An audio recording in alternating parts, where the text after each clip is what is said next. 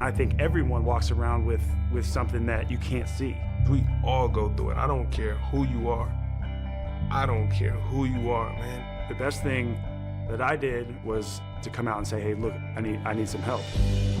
Estás escuchando Psych and Roll, un podcast donde cada semana traigo pelota, pista y cabeza en forma de invitados para hablar de psicología y baloncesto. Soy Javier Hernández y puedes apoyar este programa dándole like y suscribiéndote en YouTube y iVoox, o bien con tus 5 estrellas si es en Spotify o Apple Podcast donde lo estás escuchando. Y si esto de la psicología aplicada al barro de la pista te llama la atención, te dejo en la descripción un enlace donde puedes descargar gratuitamente mi manual con 10 más 1 maneras de entender tu psicología. Te mando un abrazo y que disfrutes de la charla. Buenas tardes, casi noches ya. Pablo Lolaso, bienvenido a este Psych and Roll, episodio 134. ¿Qué tal, cómo estás? ¿Qué pasa, Javi? Muchas gracias. O sea, no sigo el podcast y me ha sorprendido que lleve el 134 y me da envidia. Son muchos podcasts, ¿eh? Hay que tener mucha paciencia para aguantar tanto tiempo. Paciencia, disciplina, constancia, no sé, a veces según cómo me levante lo llamo de una manera, pero no te diré que haya sido un camino fácil, Fácil, ¿eh? ya son bastantes Hombre, años. no te he escuchado, pero puedo intuir por dónde va el podcast. Es café para cafeteros, ¿no? ¿O no? No lo sé, ¿eh? O sea, no es mainstream lo que tratas aquí, ¿no? Hay profundidad y claro, pausa, por supuesto. no son mensajes cortos ni vivir de la inmediatez. Entonces, hombre, no es de consumo, vale. No es lo que normalmente se consume fácil, ¿no? Exacto. O sea, está justo a lo contrario de lo que ahora mismo a la gente le gusta o se ha acostumbrado. Que claro, no sé si el café iba por el tema psicológico, en cuyo caso es no.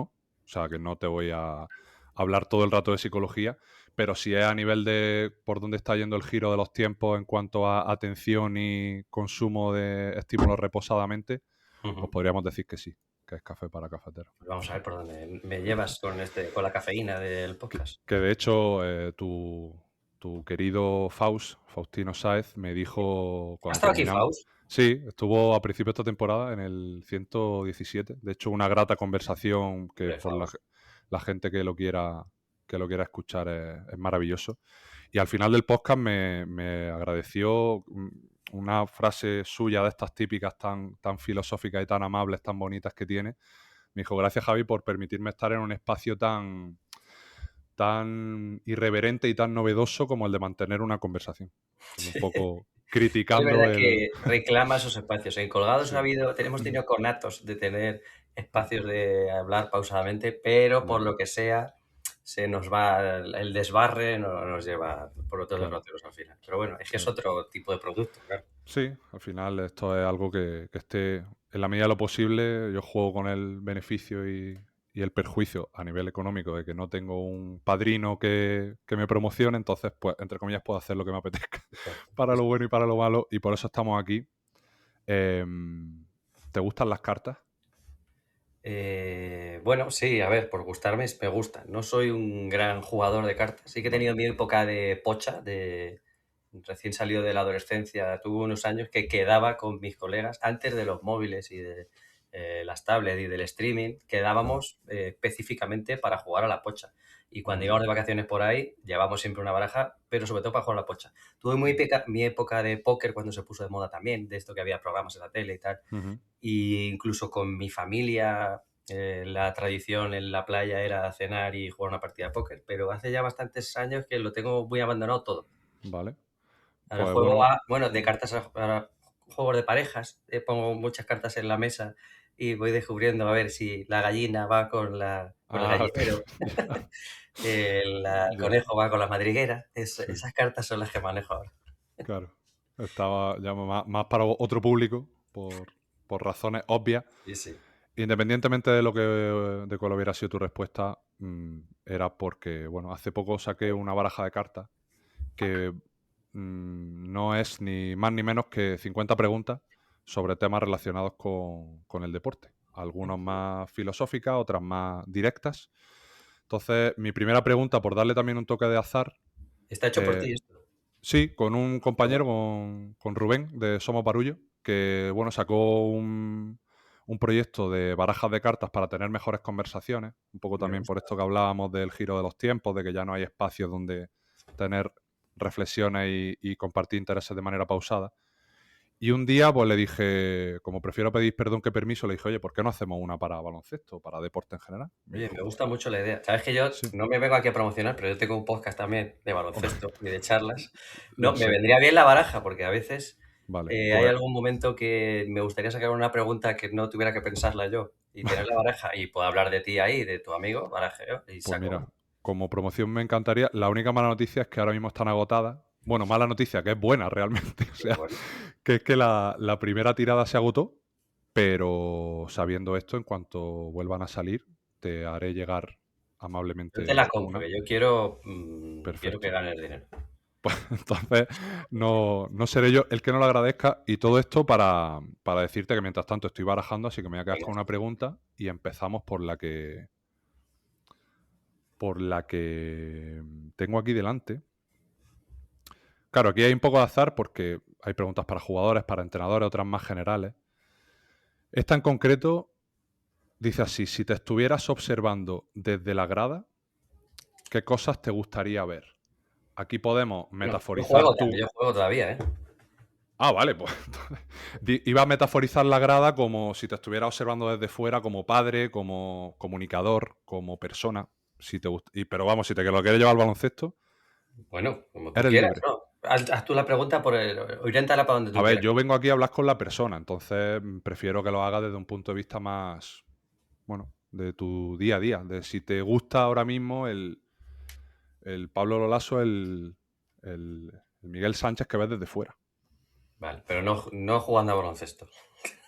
¿O quieres todos? No, jugando a baloncesto mejor no. Yo creo que... Vale. ¿Cómo era? ¿Qué me gustaría ver? ¿O Si te cómo era? estuvieras observando, ¿qué cosas te gustaría ver? Vale, me gustaría ver sobre todo que soy amable. Me gustaría ver que soy amable con los demás. Eso, yo pego mucho la chapa. Yo soy maestro de primaria también. Lo No sé. sé si tenías ese dato. Y De yo hecho, soy tengo varias preguntas sobre el tema, así que Vale, porque pero te voy a bueno, ir te preparando. anticipo. Una de las chapas que manejo yo con mis alumnos desde que soy profe es que lo más importante es ser amable. Además, lo digo siempre así. Ujú. No es que me den igual, entre comillas, las matemáticas, la lengua, los binomios, los múltiplos, no es que da igual, lo vamos a trabajar y es importante y hay que tener unos contenidos y amasar información en el cerebro y conocimientos, pero todo eso queda en un segundo plano si no eres amable con los demás. Es lo más importante que es para mí. Ujú. Que puedes ser un alumno de 10 y ser un gilipollas y una mala persona, y por el lado contrario, puedes tener unas notas justitas, incluso suspenderlo todo y ser una persona maravillosa. Y creo que el que es una persona maravillosa tiene más posibilidades de que le vaya bien en la vida que el otro. Entonces, si me observaras de fuera, me gustaría comprobar que estoy siendo amable con los demás. Que seguramente a veces no lo sé, porque pues, a veces me enfado por cosas con gente y aunque trato de trabajar la asertividad, pues por lo que sea, las emociones me llevan por derroteros que no puedo controlar tanto como me gustaría. Creo que soy suficientemente amable como para que la gente que quiero esté contenta conmigo, pero es un punto a mejorar el cuando algo me molesta de alguien, ser capaz de decírselo, hacérselo ver, pues sin enfadarme, sin arrugar, sin bajar el entrecejo, sin arrugar la cara y sin poner una voz más grave o demostrando el disgusto que demuestro. Ujú. Bueno, como respuesta ya no está mal, ¿eh? Hombre, para empezar, Para empezar no está ma- mal. más que suficiente. Eso sería lo De- más importante que me gustaría ver. O sea, hay más cosas que me gustaría ver, pero eso es lo más importante. que Porque podría piensas, profundizar un poco en que me gustaría ver que estoy haciendo la vida más divertida de los que tengo alrededor, que es no una obsesión, pero me lo llevo casi sin querer, cuando no me enfado por las tonterías que decía antes. Mi gestión de la vida, tanto para bien es lo fácil, pero para mal Ujú. es el sentido del humor. Es mi mecanismo de defensa y es mi mecanismo de animar a la gente.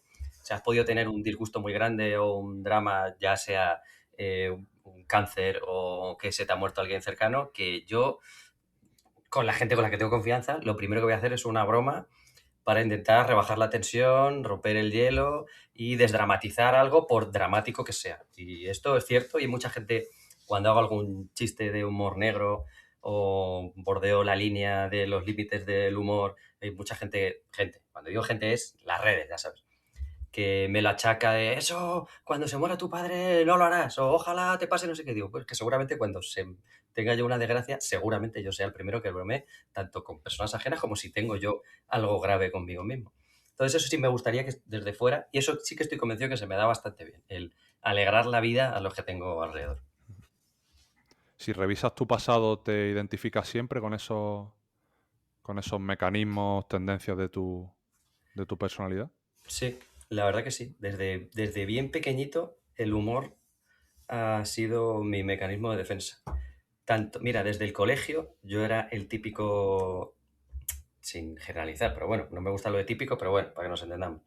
El típico chaval buenecillo que estudia mucho, saca buenas notas, hace siempre los deberes, se porta muy bien, no se mete nunca en ningún jaleo, hasta tal punto que eso a veces, llevado al extremo que me sucedió a mí, eres tan buenecillo que se puede llegar a meter contigo. Entonces, cuando había alguien que se metía conmigo, no tenía las herramientas para defenderme. Luego me las enseñaron, ¿eh? Recuerdo una conversación con mi madre y mi hermano que me enseñaron a defenderme verbalmente, de momento. Físicamente no me ha hecho falta nunca.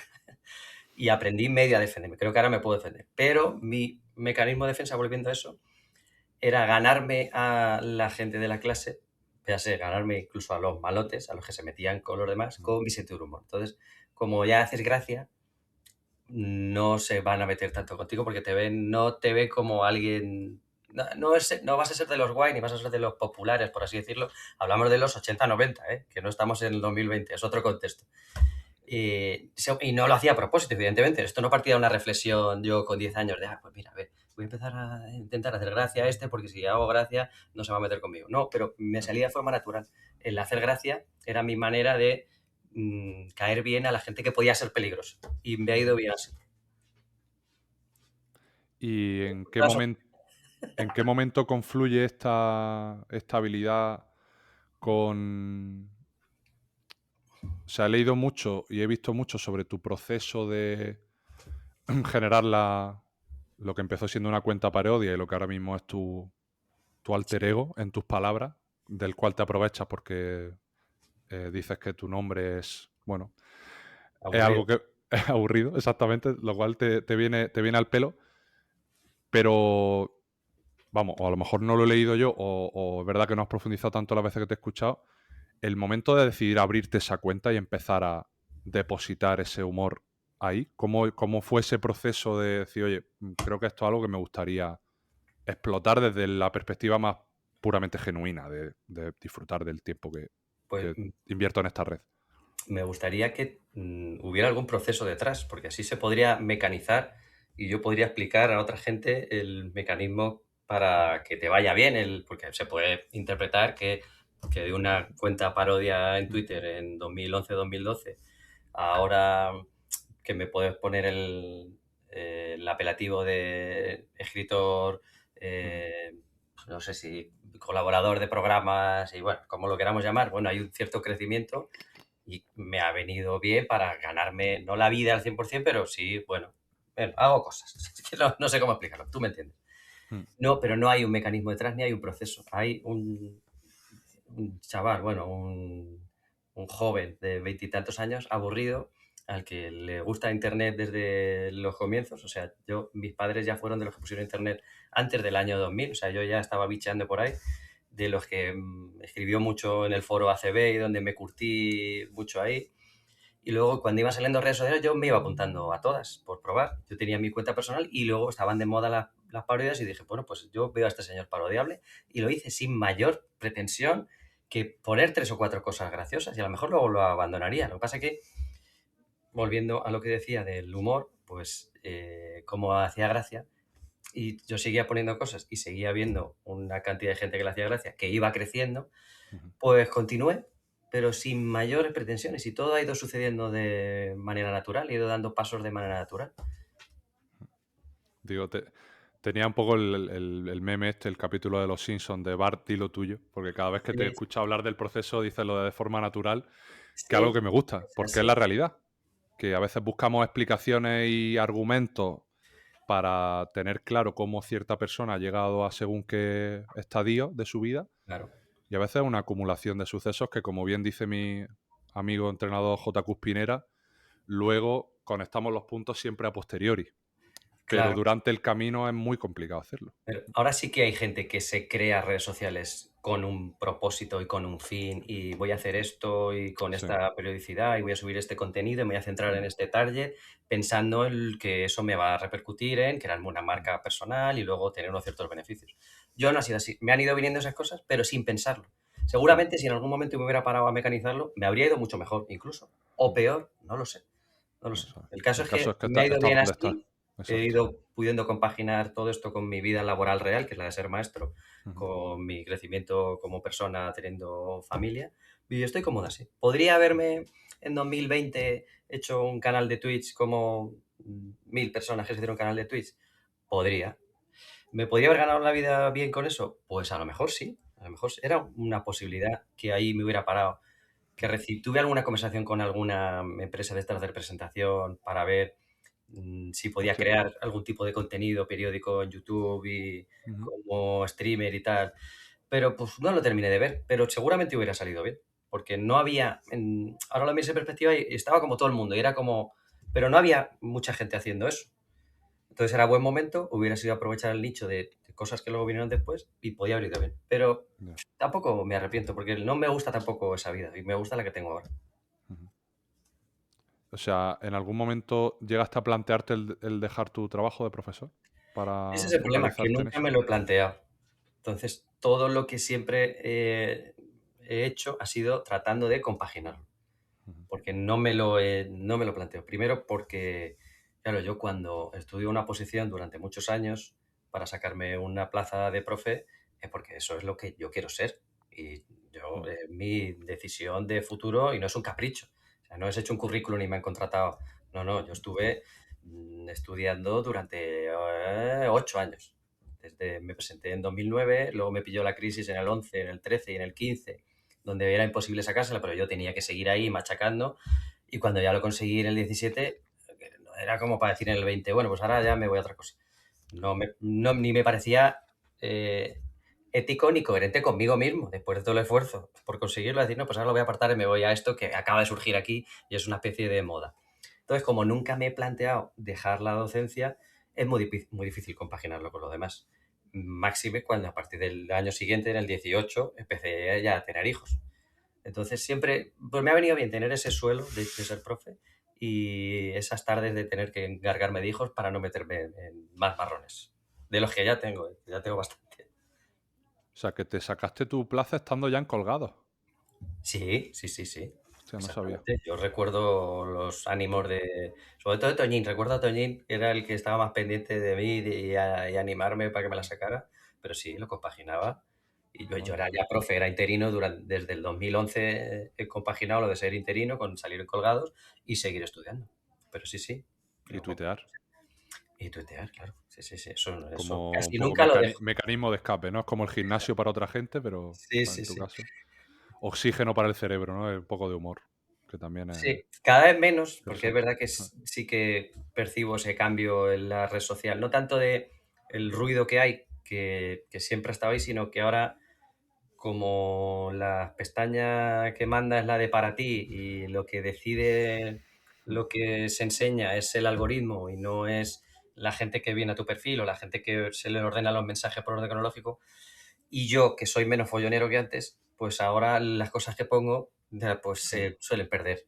O sea, lo que he puesto hoy, pues estamos grabando esto cuando acabo de ver un partido de Euroliga femenina y he puesto un mensaje. Bueno, pues me contesta gente que ve la Euroliga femenina. Nada más, es imposible que se viralice ese tweet por bueno que haya sido o por curioso que haya sido lo que hayamos visto. Sin embargo, si pongo un tweet de fútbol metiéndome con Vinicius, es bastante probable que eso interprete el algoritmo, que me va a venir gente a insultarme, otros a darme la razón y se va a mover más. Entonces me da un poquito más de pereza por eso, porque noto que caen en saco roto cosas que digo. Que además ahora hasta la pestaña de siguiendo tiene dos subpestañas, que son la de popular Ah, sí. y el timeline de toda la vida, el cronológico. Sí. Y pues yo a veces me he metido en siguiendo y bajo 2 tweets y de repente veo un tweet de hace 6 horas y digo, coño, sigo a bastante más gente como para que nadie haya tuiteado en 5 horas. Y es que lo ponen muy complicado. Sí. O sea, No apetece ahora mismo. yo teniendo un perfil mucho más bajo en cuanto a divulgación y temas de Y ahora psicología, además lo noto muchísimo. se ha tiktokizado, si se puede decir, en el sentido de que cuando hay un tema candente y nota que te interesa, ya es todo el rato eso.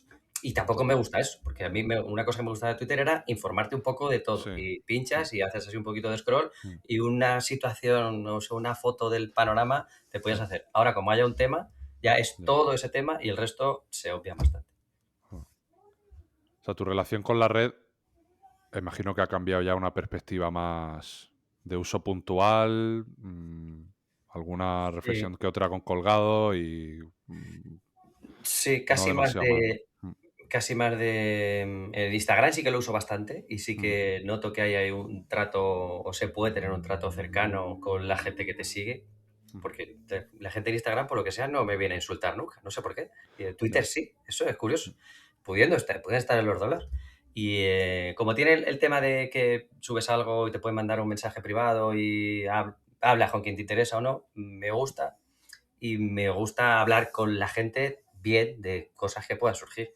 En Twitter es muy difícil, porque enseguida todo se embarra y se ensucia. Toda mi relación con las redes ahora mismo es pongo las cosas que me apetece cuando me apetece, sin ninguna pretensión. No hay ningún beneficio económico, por supuesto. O sea, aunque yo tengo el tic azul, no tengo lo de que me pague Twitter nada, ¿eh? Lo tengo solo para poder poner vídeos largos y mensajes largos cuando me interesa. Sí que me gusta compartir el contenido de Colgados o de La Bombilla, de mi podcast, o promocionar mis libros y hablar de esas cosas, sí. Pero Y el luego tic hay te lo, veces que el tic te lo dieron, ¿no? no, el TikTok yo lo pago, yo Ah, soy lo de pagas. Vale, vale. yo Yo lo creía que pago. era lo típico No que te soy daban. suficientemente famoso para eso. Vale. No, no, no. Joder, pues. Yo además estoy en contra de la piratería, yo pago todo, yo pago Netflix, el Twitter, Instagram, lo que haga falta, por tener mi hueco. Y nada, pues eso, lo uso, pero que te iba a decir que cuando me apetece un poquito de jaleo y de jarana, pues a lo mejor sí. Si hay un partido de Champions del Madrid y digo, que aquí hoy voy a poder sacar el capote y me va a poder entrar aquí mucha gente. Entonces sí lo hago. Pero solo me apetece muy pocas veces ya al cabo del año. ¿Te dio miedo o cierto tipo de reparo el revelar tu cara? Lo que llamaban los youtubers antiguamente el face reveal. Bueno, ¿Cómo fue un poco ese proceso de, oye, bueno, yo seguí bueno, esa etapa de colgado donde empezaste que no te enfocaban, sí. luego un día medio se te vio, ya Sí. como que parece... Es que el prime de colgados para mí fue ese 2016, 2017, O sea, cuando no se me 18. veía. El No, programa empezó a decaer no, cuando no. se me empezaba en el 19, ¿eh? Ojo, que igual te bailan las fechas. ¿Cuándo se fue El 19. Daimiel? ¿Cuándo se fue Daimiel? Miel se fue en el 22. Vale. Yo diría que el Prime es, bueno, a ver, no es porque, yo creo que el programa empezó a tener más sentido cuando se me vio la cara, no porque se me vio la cara, sino que a nivel Sí. audiovisual creo que mejoró porque quedaba raro siempre lo de no enfocarme a mí o enfocarme al pecho o al ordenador, Sí, no sé qué, eso. quedaba raro. Y yo creo que además, en contra de lo que pensaba mucha gente, que me decían, eso si se te viera la cara lo dirías. Yo creo que al revés, me solté más cuando se me empezó a ver la cara, porque todo era como más natural, ya que nos gusta Claro. tanto utilizar esa palabra. Mm. Y ahí entre, sobre todo el 20 con la pandemia y 21 y 22 surgieron cosas que Sí. hicimos muy divertidas. Y luego, verdad que, pues, Daniel tuvo a bien abandonar el barco y nosotros hemos continuado, hemos seguido teniendo nuestros momentos guays, yo me lo sigo pasando muy bien, pero es verdad que es otra cosa, es otro producto diferente al que hacíamos cuando estaba él. Pero También bueno, aquí... la pregunta, habías preguntado si me Sí. daba miedo. Miedo no es la palabra, sí incertidumbre de, bueno, a ver qué pasa. Sobre todo siempre pensando en mi repercusión como profe, que no me generara eso ningún problema. Pero al revés, o sea, mis compañeros del cole ya lo sabían. O sea, era un secreto para la gente, pero no para mis compañeros del colegio, que ya lo sabían. Entonces, bueno, lo hice y digo, no vaya a ser que aquí alguna familia me vea y sea un hater y diga, y este gilipollas porque tiene que dar clase a mi hijo. Ya. Pero al revés, o sea, todo el feedback que he recibido siempre de gente que me conoce por los dos trabajos ha sido positivo. Y habrá alguno que me considere un gilipollas, por supuesto, pero no me lo han dicho. Entonces, pues ese miedo ya se me borró. Y luego ya como las cosas que hago son bastante blancas y me meto un poco follones, yo creo que ya a estas alturas no va a haber nadie que se ofenda por las cosas que diga en el programa. Y además, una de las cosas que le digo siempre a mis alumnos también, que es muy importante diferenciar los contextos. El contexto es lo más importante, tanto para el humor, para cómo te relacionas con los demás. Yo no soy lo mismo de 9 a 3 cuando estoy ahí, no soy lo mismo cuando estoy en el programa, no soy lo mismo cuando estoy solo con el móvil escribiendo en Twitter, ni cuando estoy con mis amigos, ni cuando estoy con mis padres.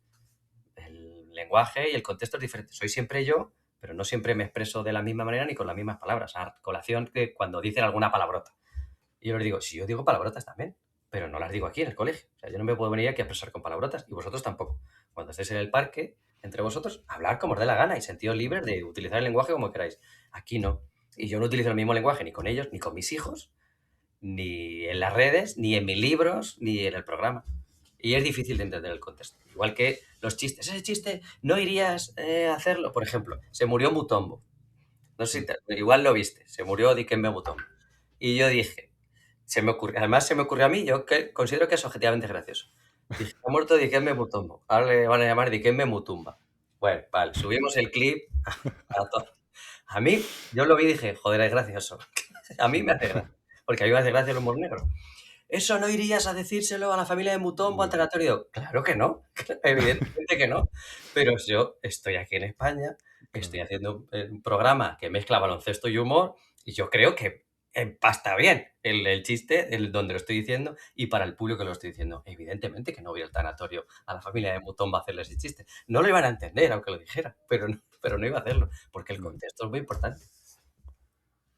Oye, te ha quedado muy psicológico lo del contexto y que respondemos de maneras diferentes en función de dónde nos comportamos.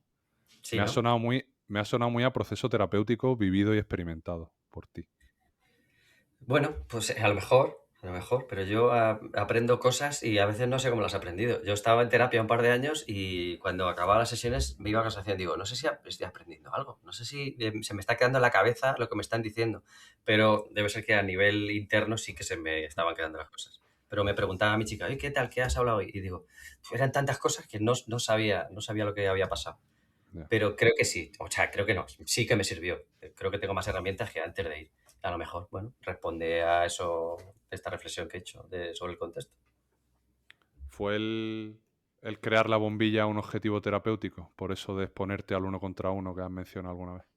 Bueno, no fue un objetivo terapéutico, era una de las cosas, de las piedras que tenía que saltar ahí, pero el objetivo era que, bueno, probar otra cosa nueva. Yo veía muchos podcasts de charlas y digo, yo creo que yo podría hacer esto y podría molar y podría darle otro toque diferente al que se le suele dar. Y a la vez me daba mucho, sí, aquí sí puedo decir miedo, porque es verdad que, y lo dices porque se lo he dicho yo a muchos de mis entrevistados, que yo huyo normalmente de charlar uno a uno con cualquier persona. A pesar de que lo he hecho muchas veces, aquí siendo yo el que recibe las preguntas. Pero cuando tengo que ser yo el que tiene que tener la iniciativa, me da un poco de pereza. Sin embargo, estoy súper cómodo cuando estamos 3 o 4 personas y no tengo que ser yo el que interviene todo el rato y puedo escuchar y valorar, pensar y intervenir y meter una puya graciosa o esperar y hacer mi reflexión, pero me agobiaba un poco ese tema. Pero a nivel terapéutico me ha venido muy bien. Ahora huyo menos de ir a quedar o a tomarme una caña solo con una persona. O sea que no era el objetivo, pero me ha ayudado a crecer como persona tener este podcast. Y dijiste que entendiendo lo del miedo al 1 a 1, luego te escuché que después de los primeros episodios que grabaste, creo que en el mismo día, los 3 primeros, ¿no? Con Mariona, con Aina y con Maite. Y con Maite, que luego te los viste. Sí. No, todos los que... ¿No te da No, el miedo, o sea, el asco verte, el escucharte, el decir, de verme y escucharme ya se me ha curado de tanto verme y escucharme. Porque, bueno, desde el principio a mí me ha gustado volver, no a ver los programas enteros de Los Colgados, no los veo enteros, porque no hay bastante, tengo que estar Hombre, ahí. claro. Pero sí que a veces tengo que buscar una pieza para hacer el corte y subirla a redes. Entonces estoy muy acostumbrado a volverme a ver y me he dejado de dar asco. O sea, al principio sí que me daba, digo asco es exagerado, pero bueno, vergüenza. No, yo es que lo siento así muchas veces, o sea que no me es rara la palabra ni Seguramente he ajena. pasado por el asco en algún momento, pero creo que la vergüenza es lo que gana de verte y escucharte. Sí, Pero se me ha curado. Es que además, que llevo, habría que echar las cuentas de la cantidad de horas que llevo ahí emitidas, que son muchos programas, muchas horas, y muchas veces que me he vuelto a ver y clips que me saltan a mí mismo. O sea, yo mi vídeo del bocata, de reaccionando al bocata de Paco Roncero, que es probablemente lo más viral que he Sí. hecho nunca, o que he participado nunca Mm. y que haré, es que ese desde el primer día me ha gustado verlo y lo veo y me hago mucha gracia a mí mismo, que es muy difícil reírte contigo mismo, pues en ese caso me pasa. Así que no he tenido que sentir que hago una terapia con eso porque me gusta volver a verme. Y ahora cuando sale un episodio nuevo, cuando además se han grabado hace un montón, me gusta volver a verlos y escucharlos, a ver qué dije, porque ya se me ha olvidado lo que dije y lo que dijo la entrevistada o la entrevistada. Total. Pues me parece meritorio, porque a mí es algo que sé que me vendría bien, pero Te que cuesta. me cuesta. Y mira que forma parte de mi trabajo en el sentido de que es una exposición al final a algo que te genera malestar hasta que el malestar se acaba reduciendo. O sea que, como se suele decir, en casa del herrero, pues ya se sabe, ¿no? Con respecto a esto. Justo, ya que hemos abierto el tema de la bombilla,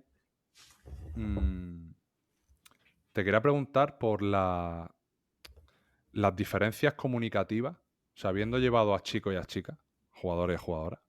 Tuviste a Billy, creo, a Santi. No meto aquí a los entrenadores. ¿Por qué crees que hay esa diferencia en el discurso de ser el del jugador profesional más coraza, más ABC, más políticamente correcto, más lo que toca? Más Rafael Nadal, por entendernos, ¿no? Un poco. Sí. Y el de las chicas más amable, cercano. Yo honestamente disfruto mucho más las charlas de, Sí. pues, de Mariona, Aina y Yana, de casi fue de la última de la temporada pasada. Porque como que siento que con los jugadores ya sé lo que me van a decir. No sé tú además siendo fan del baloncesto femenino como eres, Sí. que un poco no sé si has pensado sobre el tema, o sea, qué opinión te da un poco cómo se van construyendo estas historias, porque a nivel comunicativo hay veces que me da, joder, decir, tío, o sea, un poco más de... Lo he pensado y opino Sí. igual que tú. Y a mí también me gusta más volver a ver las charlas cuando ha sido con una chica que con un chico, por eso precisamente, porque noto menos encorsetamiento, menos miedo a decir lo que piensan, menos miedo a transitar por jardines, más naturalidad. Eso, Me es gusta que... mucho la naturalidad. Pero claro, ahora que has hablado de Illana, Illana es pura naturalidad. O sea, ella estuvo allí y estoy convencido de que con sus amigas, salvo que el contexto cambia un poco, es así, ella es un poco así. Y los chicos, es verdad, los jugadores profesionales, es verdad que tienen un poco de coraza, una barrera y un muro que cuesta más saltar. Seguramente sea porque el nivel de profesionalismo es más en los chicos, y me explico. Hay más gente orbitando a su alrededor, pendientes de lo que dicen, y están seguramente más aleccionados en lo que pueden y no pueden decir para evitar ciertas polémicas.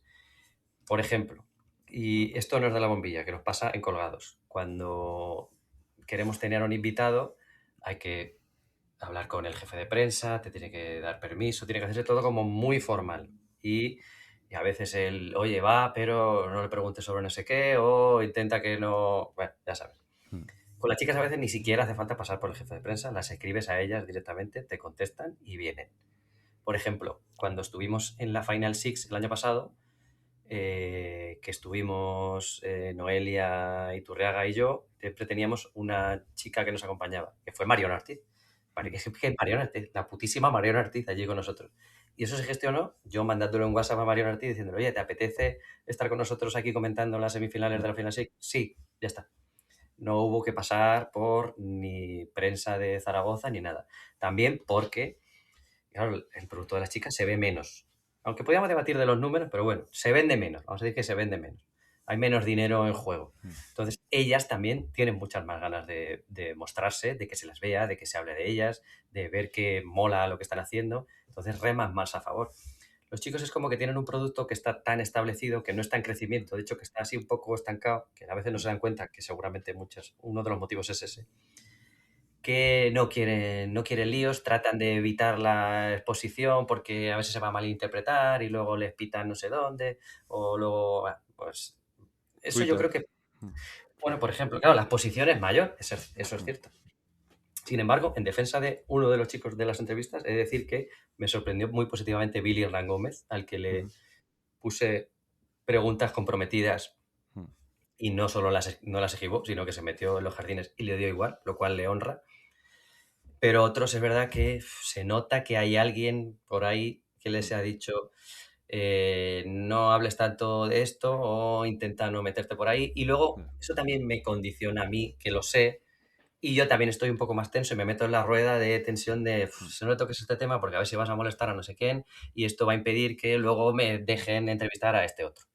Y con las chicas es todo mucho más cómodo y al final queda más fluido y te lo pasas mejor viéndolo. Por eso también ahora soy más fan del baloncesto femenino, que es una cosa, bueno, ahora soy muy fan, pero y es gracias a esto. Desde que empezamos a tener una sección de baloncesto femenino con Leslie Knight en el programa, empezamos a tener una entrevistada semanal o quincenalmente y me di cuenta de que eran mucho más majas y que molaba mucho más hablar con ellas. Y luego, a la vez, en sus equipos, da la casualidad de que las españolas tienen una representatividad más alta, tienen una importancia en sus equipos más grande que los chicos. Entonces te sientes más representado, o yo me siento más representado ahora mismo por el baloncesto femenino y por la liga de baloncesto femenino que la del masculino. Entonces me he metido en esa rueda y me lo paso mejor. Joder, yo ahora que acabe el partido y que le mande un mensaje a Mario en la liga, joder, qué putada lo que ha pasado, y que me conteste, no me va a pasar con cualquier otro jugador. Todas esas cosas, la cercanía mola mucho. Es que además me he visto muy representado por las cosas que ha ido contando. De hecho, yo ya hace no sé cuántos episodios desistí en el intentar traer a jugadores de ACB, o lo primero por el proceso y lo segundo por decir, oye, ¿qué me va a contar esta persona? Luego la conversación la voy a disfrutar, porque al final yo esto lo hago, te lo decía antes fuera de micro, para echar un buen rato y mantener una conversación. Tenga la persona con la que hablo 7 Euroliga, 0 Sí. Twitter, Instagram o no tenga nada, ¿no? Entonces, y luego por cuestiones de la vida, a mí profesionalmente me contactan muchas más jugadoras que jugadores. Y he acabado mucho más. De hecho, he acabado yendo antes a una Copa de la Reina que a una Copa del Rey, por ejemplo, como te decía antes. Entonces, a mí lo que me da rabia de esto es que luego ves a los jugadores en la NBA, por ejemplo, y no existen esos. No responden bajo esas variables.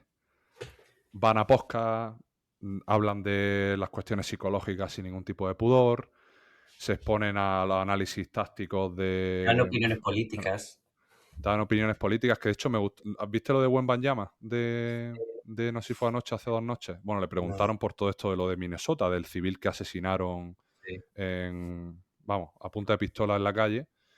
Y él dijo textualmente, mi jefe de prensa me ha dicho que no diga nada sobre el tema, pero yo como ahora mismo que soy ciudadano de Estados Unidos, porque estoy trabajando aquí, me parece lamentable que estemos en un punto donde alguien pueda coger una pistola y asesinar a una persona por la calle. Pues lo obvio. Claro. Y dices, tío, o sea, ¿por qué allí, que es la epítome del alcance, de las visualizaciones, de la exposición, y luego en España se genera ese contexto rígido, rancio, más futbolístico de no puedes preguntar esto, de entrevistas de no solo 10 minutos?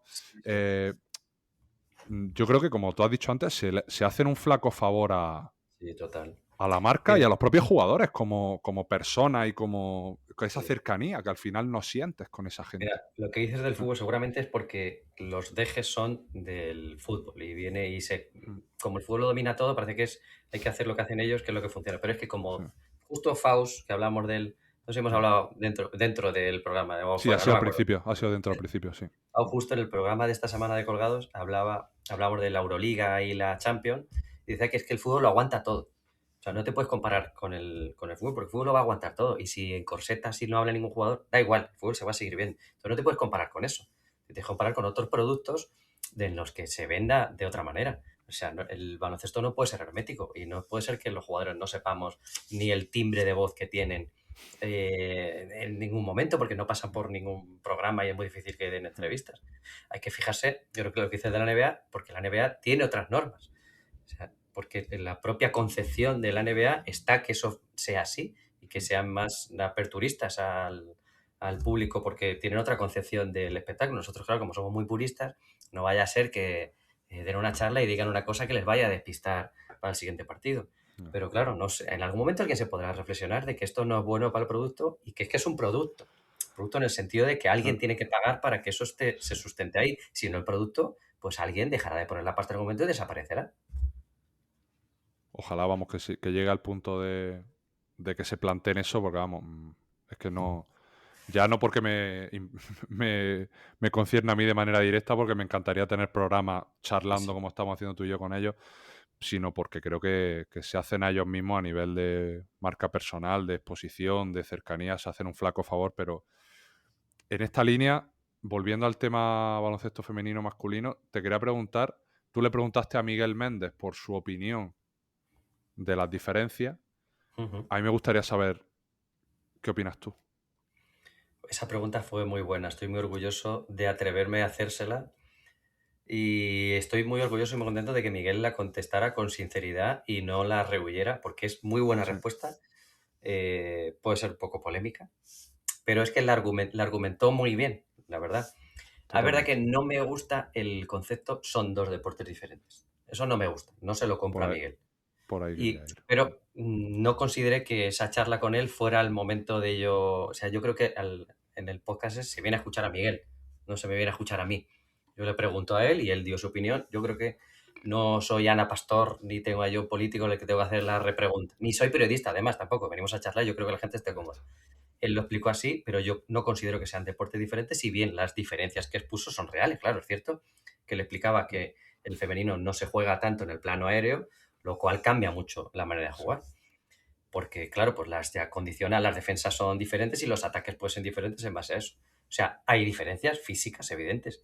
¿Hay diferencias a nivel espectáculo? Bueno, si consideramos que los mates son espectáculo, sí, hay diferencias. Pero sí que considero que hay otras diferencias tácticas a favor del femenino, que esto no me acuerdo si lo hablé con él o lo hablé con Mariona en Colgado, no, con alguien lo he hablado, que al no ser un deporte tan físico o el femenino, se puede primar más la táctica y la técnica. Se ve mucho más juego al poste bajo, o sea, hay muchas más postes clásicas de las que muchos aficionados al baloncesto anhelan de es que ya no hay 5 como los de antes, porque ahora todos tiran triples, todos salen fuera. Es muy difícil que haya un equipo de baloncesto femenino sin un 5 clásico de recibir de espaldas y tener sus movimientos ahí y meter el culo, hacer un ganchito, una finta. Y eso mola verlo porque es un baloncesto como más clásico y más puro en ese sentido. Pero que luego en el fondo son personas jugando al mismo deporte, son personas jugando al mismo deporte. Que lo que al final a mí como espectador me engancha es lo que me hacen sentir. Pues ahora mismo yo soy mucho más del Casademont Zaragoza femenino que del Madrid de baloncesto masculino, y lo digo sin ningún tipo de vergüenza. ¿Por qué? Porque emocionalmente conecto mucho más con Mariona Ortiz, con Elena Puello, con Laia Flores, con Nadia Fingal. Conecto mucho más con ellas, porque las veo y me gusta. Y luego me gusta sentirlas que están más cerca de mí, me gusta sentirlas que en la Copa de la Reina las voy a ver a casi todas y las podré saludar a casi todas seguramente. Y el Madrid de baloncesto masculino, que es mi equipo, por supuesto, siempre lo va a ser. Pero ahora noto cierta desconexión, pues salvo Jules, con el que sí que todavía es el ancla que me mantiene ahí unido. El resto los noto todos un poco más distantes y que se ha perdido un poco el lazo y la conexión emocional con el público. Entonces yo, que no entiendo mucho baloncesto y me baso en las emociones, ahora tiendo más al femenino. Igual que en el cine, yo no entiendo de cine, pero entiendo de lo que me hacen sentir las películas. Yo no sé si esta película es una mierda o estéticamente es lamentable, no lo sé, o si este plano, esta fotografía está mal, pero si a mí, si me emociona, si me hace sentir cosas, puede ser risa, me puede hacer reír, me puede hacer feliz, me puede hacer ponerme triste incluso. Si me hace sentir cosas, me va a gustar. Pues eso me pasa con el baloncesto también. No sé si he divagado un poquito o si era la respuesta que esperabas, porque estoy muy obsesionado con las emociones y casi todo lo respondo en base a eso. Sí. No esperaba ninguna y por eso te preguntaba, porque quería saber tu opinión. De hecho, la postura de... a mí no me gusta, no sé si la palabra es confrontar, pero como llegar a debatir ciertas opiniones con la gente que viene aquí. Lo primero porque me regalan su tiempo. Lo segundo porque creo que lo interesante es que la gente argumente sus posturas sin necesidad de entrar a un debate de que yo, como tú has dicho bien, lo de repreguntar y demás. Y es que esa parte emocional también decía Leiva en una entrevista que le hicieron hace poco con Sabina, que decía que la gente ahora, muchos le escribían diciendo, me gustaba más tu música antes. Y él dice, bueno, quizá tú te gustabas más cuando me escuchabas antes, ¿no? Puede ser. Y creo que hay también una parte de condicionamiento del pasado, cuando yo te he dicho que para mí mi prime de Colgado es esa época pre-COVID. Yo también, mientras me ibas diciendo, bueno, entonces cuando yo enseñé la cara y he dicho, hostia, Lola Sola enseñó tan tarde. O sea, también es que yo me reviso esos años y era cuando solo jugaba al baloncesto, tenía más tiempo libre, lo veía más como un ocio, entonces no es que ahora mi vida no me guste, que me flipa, Te echas de menos a ti. claro, reviso esa época y para mí es una época de puta madre, mientras veía Colgado, entonces lo tengo como condicionado. Entonces, no creo que el decir que algo me guste por lo puramente emocional, sin entrar en el objetivo, sea algo menor. En esta era del elitismo, en el ocio y de entender sobre todo lo que hacemos y decimos, de hecho me parece un argumento lo suficientemente válido como para explicarlo como lo has explicado, si Pues respondes un poco a tu divagación. Pues esa ha sido buena respuesta. Me quedo contento. Total. Y llevándomelo a la parte más educativa, últimamente debato bastante sobre si el baloncesto de formación y el profesional son dos deportes diferentes ahora sí. ¿Tú qué piensas sobre un poco esta... Si quieres que te contextualice un A poco ver. más, me refiero básicamente al... Contextualiza, pues si no voy a divagar un poco más hasta Sí, contextualizarlo yo. pues mira, todo esto nace de un tuit que yo puse en el Eurobasket, donde Mika Murinen, el jugador finlandés, que fue muy sonado con los highlights, los mates y puse un tuit de que valoraba mucho cómo un chaval tan joven tenía esas respuestas de supervivencia en un contexto de pues, en una fauna de llena donde te tienes que hacer un hueco, de encararse con la estrella de los rivales, de estar un poco subidito en el buen sentido de la palabra, ¿no? Y hubo mucha gente que me respondió en la línea de sí, pero eso no es un ejemplo para los niños que lo estén viendo porque se van a pensar que esa es la única manera de hacerse un hueco en el deporte profesional.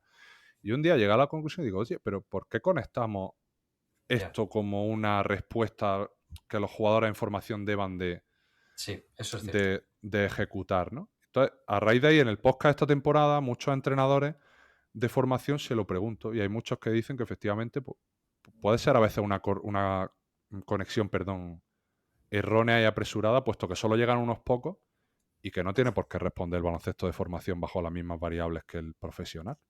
Vale, con contexto voy a responder mejor. Vale.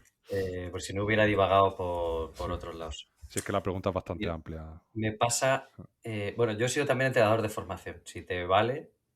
Hace muchos años ya que no, pero bueno. Me pasa con el fútbol. Siempre defendí, y cada vez lo defiendo más, que el fútbol debería ser para mayores de 12 por lo menos. Que deberíamos no dejar que los niños vean el fútbol.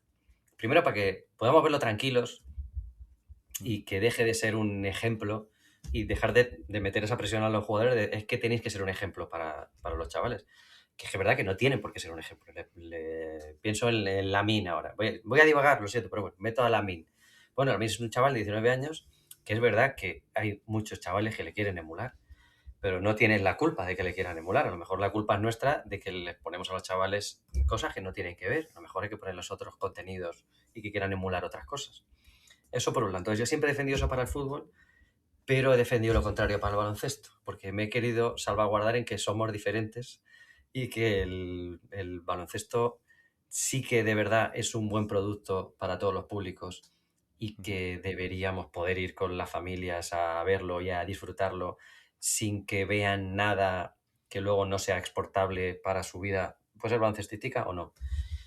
Luego, a veces la realidad me quita la razón. Yo, por ejemplo, yo estuve en el Real Madrid Partizan de la pelea aquella famosa de hace unos años y dije, menos mal que he venido con mis colegas y no he venido con mi hijo, porque si no, explícale tú ahora que Yabusel, este que nos gusta tanto ver, acaba de coger a un tío por el cuello, le ha tirado al suelo y que eso es una de las cosas que puede pasar. O que, Háblale ahora de contextos, ¿no? De que nos claro, ahora de comportamos de contexto, manera el tema diferente. sería mío y había mucha gente ahí defendiendo la pelea en plan, no, es que han venido y había que defenderse. Bueno, digo yo que si vienen a pegarte tendrás que defender y intentar evitar la pelea lo primero, lo que es lo que haría yo. Yo creo que fue desproporcionado aquello y un ejemplo horrible. Yo tuiteé, este tío no tiene que volver a vestir la camiseta del Madrid nunca más y recibí muchas críticas por parte del madridismo. Yabusel me bloqueó, porque a mí todos los jugadores en general me suelen conocer y me suelen tener ubicado. Me pueden no seguir, Sí. pero me tienen ubicado. Yabusel me bloqueó, es lo único que sé de aquello. Yabusel volvió a jugar en el Madrid y se le perdonó porque, bueno, no pasa nada. Y me dio muchísima vergüenza ajena. Esto lo hablé con Chus Mateo cuando estuvo en el podcast, por cierto. Pero es verdad que no son deportes, no es el mismo deporte y a lo mejor tenemos que diferenciarlo y no cogerlo como referencia. Pero a mí me da pena que tenga que ser así para nosotros, para el baloncesto. Porque claro, yo como padre era una cosa que defendía y me da rabia que la realidad nos tenga que quitar la razón. Ahora bien, una de las divagaciones que va a tener contigo es que formaciones, todo el baloncesto de niños y niñas menores, porque no es lo mismo un equipo de Ahí patio de está. colegio que el Real Madrid de la minicopa, o cualquier equipo de los de la minicopa, que son niños de 13, 14 años con ciertas pretensiones y donde se les pone ahí, pues, Ricky Rubio, Santi Justa, no sé qué, MVPs de minicopas antiguas, como una aspiración que tienen ahí. Pero luego hay equipos que fichan, entre comillas, a invitados de otras nacionalidades que no son ni del equipo. Entonces, eso es formación, porque eso ya es de formación para mí, desde mi punto de vista, porque ya es un calco en miniatura de lo de los mayores. Es que daba para un podcast, simplemente esta pregunta daba para que Sí. habláramos largo y tendido. Es una pregunta interesante que me lleva al tema de que creo que no debemos de comprar todo el pastel de todos los escenarios. No, O sea, claro. creo que hay respuestas y ejemplos en el deporte profesional que son muy valiosos para el formativo, pero que no toda respuesta salida del contexto potencialmente educativo de un jugador debe de estar bajo el paraguas de esto no es un ejemplo. Cuando a lo mejor es totalmente explicable que ese jugador, por sus características, historia, personalidad, encontró en esas respuestas de ego. ¿Cuántos jugadores hemos visto que en la pista eran, y con perdón, hijos de puta, Sí, sí. y luego fuera eran las personas más ejemplares, educadas? Porque al final se construyen sus historias de supervivencia en función de ese contexto y ese escenario. Eso sí que me parece algo a explicar, pero que no caigamos en el, para mi gusto, extremadamente buenista discurso de es que no son ejemplos, no sé, porque esto bueno se lleva diciendo. Esto ya lo dijo Barclay en los 90, que él no tiene que ser ejemplo para Es verdad. absolutamente nadie, ¿no? Entonces, bueno. Es buen tema ese, te lo voy a copiar. Sí, no, dale. Por supuesto. Y además, creo que, y me lo llevo a la parte educativa, por terminar con tu rol de profesor. Creo que al final la educación es una acumulación de interacciones y de conductas, ¿no? Que al final, si tú ves esa escena, pero está bajo un programa, un recorrido donde se valoran diariamente otras cosas, pues seguramente tengan menos calado que el que a priori nos podríamos imaginar, ¿no? Tú dijiste hace poco que viste una escena donde tu hijo le leía a tu hija, o era al revés. Sí. Y que lo viste desde fuera y dijiste, hostia, son las típicas acciones donde puedo estar orgulloso de las cosas que estoy haciendo, ¿no? O sea, que creo que todo va un poco, que no hay nada tan potencialmente dramático como para que un niño vea esa acción de Yabusel y de repente se vaya a convertir en Bruce Lee, ¿no? Es verdad. Y aquí ya, bueno, no es una pregunta en sí, pero te lo dirijo a cómo intentas tú ejercer ese papel de profesor en esta educación también tan cambiante, con el tema ahora de la generación de cristal, de que los niños no aguantan nada, de que la era de la desatención. O sea, me gustaría conocer un poco más sobre, en tu pequeño nicho, cómo intentas tú hacer tu papel lo mejor posible. Es muy importante el contexto, porque ¿tú dónde estás viviendo ahora mismo? Yo en Granada. nada. No es lo mismo un colegio de la... Bueno, entiendo yo que no es lo mismo un colegio de la zona sur de Madrid, seguro, que un colegio de un Por pueblo de supuesto. Granada. Seguro. Tiene que haber a nivel contexto muchas diferencias. 100%. Luego, dentro de que más o menos la masa de los niños tienen muchas cosas en común en España, bueno, en España, no, en el planeta, yo soy un profundo defensor de las nuevas generaciones. Estas generaciones que se machacan y que se les llama de todo, que por otro lado es lo que siempre se llama las generaciones que vienen por detrás. Eso es una cosa manida de generación tras generación, los que nos vamos haciendo mayores, miramos por encima del hombro a los que son más pequeños sin dejarles que se desarrollen y sin darles tiempo que se desarrollen. Bueno, déjales, ya veremos. Porque a nosotros, yo que soy millennial, que tengo 40 años, pero soy millennial, que los millennials hace poco éramos jóvenes y éramos los despreciados por la generación anterior, ahora somos nosotros los que estamos despreciando a la siguiente. Bueno, al margen de esa rueda, yo defiendo mucho a los de ahora porque se están criando, aunque no lo parezca, porque claro, estamos tan bombardeados de elementos tóxicos y malas noticias y malos ejemplos y gente que gana adeptos con mensajes xenófobos, machistas, retrógrados, lo que quieras poner, la mayoría de los chavales están creciendo en un entorno más sano en ese sentido. Se está empezando a demostrar que beben menos, que se drogan menos, pero es que en general los chavales de ahora son menos machistas, son menos homófobos y son menos racistas. Es de verdad que en general vamos mejor. Es muy difícil coger la película, coger una foto y hacerte la película completa. Pero si te alejas un poquito y comparas los chavales de los 90 con los de ahora, de verdad que los chavales de ahora son más nobles y tienen mejores valores. Tienen otros problemas. Los problemas que les estamos induciendo los adultos, no ellos. O sea, los problemas que tienen ahora mismo, ¿cuáles son? Los móviles, las redes sociales, los videojuegos. Bueno, ¿quién paga todo eso? Porque cuando son niños, tiene que haber un adulto que se lo está pagando y se lo está poniendo en la mano. Entonces, es que los niños, claro, los videojuegos, es gran edición y son muy agresivos, se meten, no sé. Bueno, si se lo estás dando tú, si es que se lo estás dando tú, bueno, pues no se lo des. Yo quiero pensar, luego no quiero escupir para arriba, pero yo en mi mente no está comprar videoconsolas y no demonizo los videojuegos, que no tienen nada de malo, pero es importante el contexto, las edades, los tiempos en los que le dejas, la libertad o la no libertad con la que se lo dejas utilizar. Está en no tenerlo o esperar mucho y cuando llegue el momento, si es que llega, ver de qué manera lo organizamos. Y desde luego el tema de los móviles será de otra manera en la que está siendo ahora. Afortunadamente mi hijo tiene 7. Cuando lo empieza a demandar, yo creo que ya habremos dado pasos adelante que se están dando. Hoy he leído que en Francia se van a prohibir las redes sociales a partir de los 15 años. Que es un primer paso, aunque prohibir las redes sociales, si no le quitas el móvil, porque puedes descargar la red social y puedes fingir la edad que no es. Eso no es la solución. Pero bueno, está empezando a haber otra conciencia que depende de los adultos, no depende de los chavales. Y volviendo, que es que me haces divagar mucho, Javi. Los chavales de ahora no son todos los machistas retrógrados, fascistas también, iba a decir xenófobos o racistas que puedan ser, es inducidos por otros adultos, pero ellos no lo son y conviven en armonía de una manera que no te imaginas.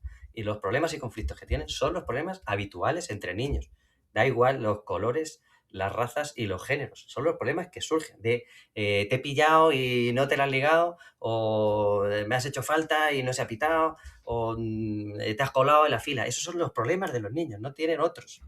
No hay otro tipo, y los que tienen otro tipo de problemas de estos que he comentado son porque tienen malas influencias de otros adultos. Entonces yo a tope con las nuevas generaciones porque van a ser mejores que nosotros. Y cuando cojamos perspectiva, siempre, aunque a veces demos algún pasito para atrás, los pasitos hacia adelante siempre son mejores, aunque no lo parezca. Pero estamos en un momento a lo mejor de dar un par de pasitos para atrás y nos vamos a contraer y tendremos que sufrir un poco en algunas cosas, pero estoy convencido de que la sociedad avanzará. Estoy convencido. O quiero pensar en eso porque si no, sería desalentador teniendo una niña de 2 años y un niño de 7, pensar que el mundo va a ser una mierda dentro de 50 años, sería para cogerlos ahora y meter el tubo de escape aquí en la casa. Y no quiero eso, porque quiero pensar que todo va a ir mejor. Y yo lo que sí que hago es poner mi granito de arena, tanto como padre, como profe, yo pongo mi granito de arena para que el mundo mañana sea un poco mejor. Si todos hiciéramos un poquito eso, sin volvernos demasiado locos, estoy convencido de que se podría conseguir, porque los buenos somos más. Vaya chapas. Pero hacen menos ruido. Hacemos muchísimo menos ruido. La gente El tóxica problema... Es muy ruidoso, es muy ruidoso. Pero bueno, tenemos que tratar de ponernos cascos de cancelación, defender lo nuestro, defender con argumentos las cosas que creemos que están bien y confiar en que al final las cosas caen por su proceso. A veces pasando por procesos malos. Bueno, sí, a veces hay que pasar, pero bueno. ¿Y qué granito pones tú cuando cambias de rol, cuando eres el profesor que comenta o que habla con los padres? Le escuchaba, estuve viendo una entrevista a Pelayo Gayol, que es este geo que ha hecho un documental, que está ahora muy, bueno, va apareciendo en muchos medios y me gusta mucho el podcast de Lo que tú digas, y en uno de los temas él hablaba de también cómo ha cambiado la perspectiva educativa en la relación profesor-padre, o también nos podemos ir a los entrenadores de formación con los padres, ¿no? De cómo él decía que como padre los profesores le enviaban como semanalmente, de manera telemática, actualizaciones, feedback hasta de si su hijo había entrado con un chicle a clase o no había entrado, ¿no? Entonces, ¿cómo estás construyendo tú tu propio grano de arena en esta interacción con los padres? Si crees que también forma, como que detecta ese sobreproteccionismo del que tanto se habla, si intenta, bueno, ser Bueno, asertivo también, poner límites, no sé, un poco... mira, es que pasa que los padres tienen miedos infundidos y hay una intoxicación sobre la escuela que tampoco es novedad. O sea, que se habla mal de los profesores y de la escuela, eso también siempre ha sido así. Yo empatizo con los profes. Es verdad que yo no me veo representado porque yo tengo la suerte, bueno, tengo suerte, no lo he decidido así, de que mis hijos estén escolarizados en mi colegio. Entonces, yo no puedo sentir exactamente lo mismo que sienten los padres, pero claro, hay que entender que durante 5, 6 o 7 horas, en función del colegio que sea, los dejan ahí y no saben nada. No saben lo que están haciendo durante muchas horas. Y entiendo que eso a muchos padres, en la era de la información, seguramente del exceso de información, les vuelve locos el no saber nada. Yo empatizo y yo cuando he sido tutor, porque ahora no soy tutor de ninguna clase, cuando lo he sido, trato de tenerlos informados a nivel general y de cosas que considero importantes, pero sí que tenerlos informados. Yo creo que hay una demanda de información, no creo que tanto que de sobreprotección, pero simplemente para establecer lazos de confianza. Como yo trato de hacerlo es desde el primer momento, desde que nos conocemos en una primera reunión con todos los padres, es darles la confianza, porque es que me están dejando a sus hijos durante muchas horas, durante muchos días. Es que es muy heavy, si lo piensas, están confiando la custodia literalmente durante unas horas al día, todos los días o 5 días a la semana. Entonces intento generarles confianza, primero siendo cercanos a nivel comunicativo. No me gusta ser como un jugador profesional de baloncesto masculino y poner una barrera de yo soy el profe y lo que se diga aquí y es muy difícil acceder a cómo pienso yo, ¿no? Me muestro abierto, cercano, les cuento las cosas que vamos a hacer, de la manera en la que vamos a hacer, la manera en la que me gusta hablar, tanto con ellos como con los niños, que es con naturalidad. Sí, es que es muy sencillo, todo es mucho más sencillo de lo que parece. No, o sea, si quitas barreras es todo mucho más sencillo y se solucionan mucho más fácil las cosas. No significa que no me hayan surgido problemas y yo pueda decir algo en algún momento que esté mal. Yo lo que hago es, cuando hago algo mal, me disculpo, informo de la situación, pero con los niños o con los padres digo, oye, pues ha pasado esto y le he dicho esto y no ha estado bien al niño le digo disculpa, digo, esto no está bien. Me he pasado, me he enfadado más de la cuenta, lo siento. Esto lo he hecho habitualmente. Y si ha venido algún padre a decírmelo, digo, y lleva razón. Y cuando eres cercano y lo haces con naturalidad, no pasa nada por disculparte y reconocer errores. Forma parte de la vida. Igual que no lo sé todo. Es una de las cosas que digo en mis clases. Cuando me preguntan algo, digo, no lo sé, vamos a buscarlo porque esto no lo sé. Yo no lo puedo saber todo. Yo ni soy ingeniero, ni soy astrónomo, ni soy geólogo. Cuando estamos dando aquí cosas a nivel genérico, puedo responder a cosas a nivel usuario primario. Pero siempre llegamos a algo que no voy a saber y no pasa nada por mostrarte ignorante en algunos temas porque no hay nadie que lo pueda saber todo.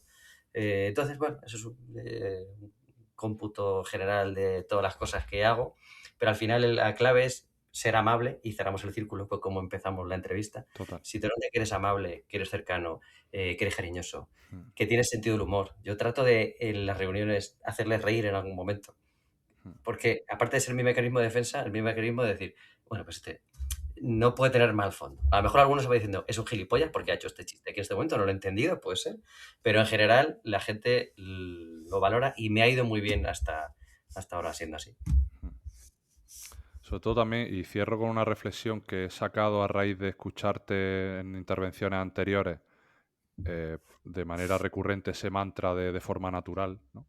Sí. Que al final, bueno, el ser humano por por tendencia, inevitablemente busca tener todo bajo control para no exponerse al malestar de la incertidumbre, de las interrogantes, de las dudas, ¿no? Y bueno, yo conociéndote hoy un poco más y lo que te he podido conocer escuchándote, tú has tenido muchas veces ese...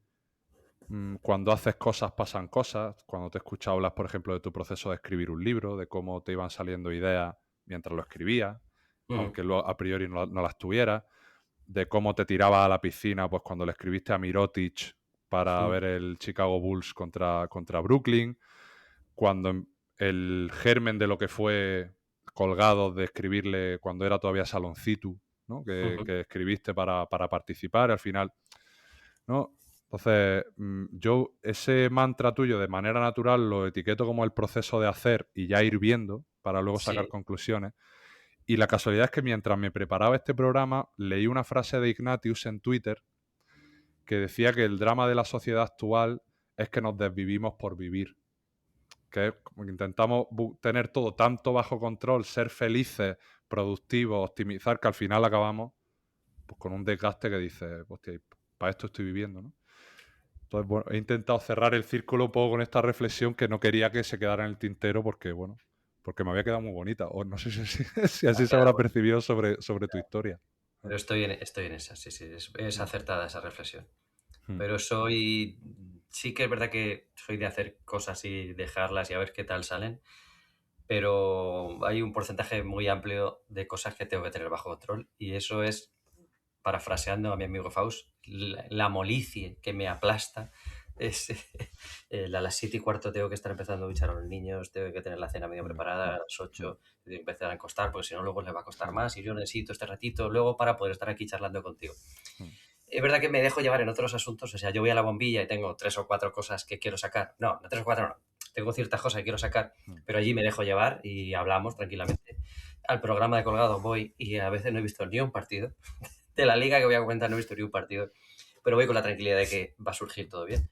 Y cuando me siento a escribir, tengo una serie de ideas y confío en que me voy a sentar y surgirán ideas que molen más que las que se me han podido ocurrir. También como profe, voy y tengo cosas en la cabeza y escritas y programadas, pero no me da miedo decir, pues hoy no, esto creo que no me va a salir bien, voy a cambiar y voy a hacer no sé qué cosa, en función de cómo les veo a ellos o cómo me siento yo o cómo esté el día y voy cambiando y me voy dejando llevar. También es un riesgo y Turrega me lo dice mucho, porque este año tuve que presentar una gala, la gala de la Liga Femenina. Sí. Tenía ahí ciertas cosas que digo, bueno, esto cuando esté en el escenario ya me saldrá. Y me decía, confías demasiado en tu talento y algún día te va a dejar tirado. Y puede ser que en algún momento me pase, pero hasta ahora no me ha pasado. Entonces, de momento sigo. Creo que, vamos, no ha podido haber mejor cierre y, por supuesto, me refería a dejarnos llevar y soltar un poco en todo lo que nos requiera pues esos procesos del día a día, obligaciones y responsabilidades que todo el mundo tiene y que Sí, pero a veces hay que soltar también. A veces hay que soltar también. Totalmente. No, eso creo que es un proceso sano y a largo plazo, vamos, totalmente interesante para cada uno. Pablo Lasso, Miguel Sánchez, ha sido un placer escucharte, me lo he pasado que te caga y mira las horas que son y que llevo todo el día escuchando y hablando con gente, que al final es lo que hago en mi trabajo y es muy desgastante, pero vamos, se me ha pasado rapidísimo. Tenía muchas ganas de conocerte más allá de la imagen, del perfil y he intentado hablar de temas que no te había escuchado tanto, que creo que también por tu historia, tu bagaje podrían ser interesantes. Espero que así lo hayas sentido y simplemente te dejo el micrófono abierto para que concluyas este Psych and Roll episodio 134, reiterando de verdad mi agradecimiento. Yo, como no soy Faust, lo hemos mencionado muchas veces, pero yo no me sale una frase grandilocuente al final para cerrar, que esto te vaya a quedar bien y te vaya a quedar incluso de título del podcast. Javi, ha sido un placer. Sea amable y todo va a ir bien. Never be ashamed of wanting to be a better you, period.